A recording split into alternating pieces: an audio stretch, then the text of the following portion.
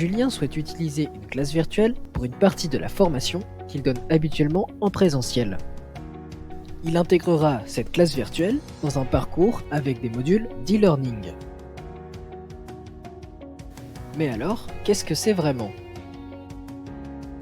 La première chose à comprendre, c'est qu'une classe virtuelle n'est pas une simple visioconférence. L'objectif est de reproduire, autant que possible, des conditions de formation similaires à une formation en présentiel. Le formateur doit en effet pouvoir animer sa salle et proposer des activités variées aux participants, le tout à distance.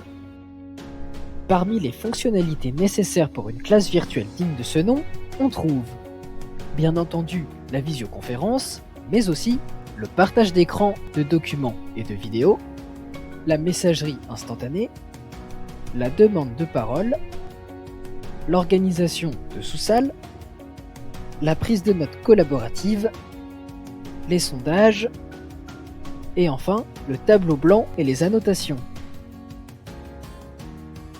Mais alors, quels sont les bénéfices de cette modalité de formation ? Tout d'abord, la souplesse. Une classe virtuelle peut être organisée rapidement et à plusieurs dates pour offrir plus de possibilités et pour que plus de personnes puissent y participer. Un autre bénéfice de la classe virtuelle, des contenus plus riches. Des experts peuvent plus facilement être mobilisés pour une intervention courte dans une classe virtuelle que dans un présentiel. Des nouvelles activités numériques peuvent aussi être mises en place avec des outils d'animation comme ici Klaxoon ou encore Bcast ou Goodclap.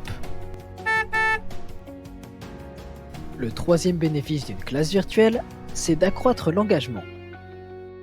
En effet, un formateur qui noterait une baisse de l'engagement ou de résultats des apprenants peut utiliser une classe virtuelle pour dynamiser un parcours et mieux répondre aux attentes.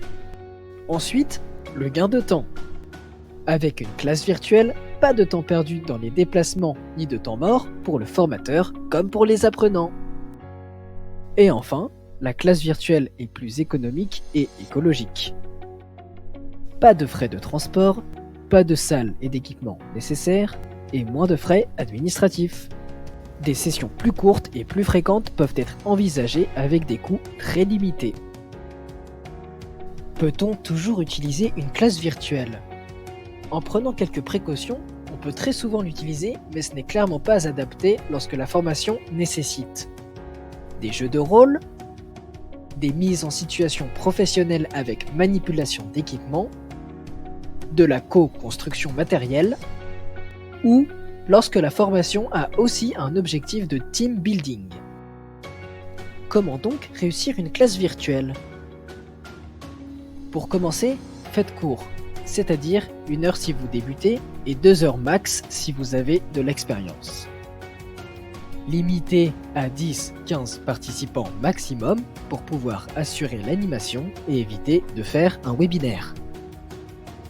Communiquez en amont aux participants avec des invitations, consignes, objectifs, agenda, guide technique, rappels, etc. Pour que vos sessions soient interactives, faites varier vos supports et prévoyez des animations, voire du travail en sous-groupe. Scénarisez votre formation avec une dose de storytelling pour soutenir l'attention. Prévoyez un endroit calme. Préparez et chargez vos documents, vidéos, sondages, etc. Testez votre matériel et entraînez-vous à utiliser l'outil de classe virtuelle. Et pour finir, simulez vos animations. Le jour J, commencez par les fondamentaux.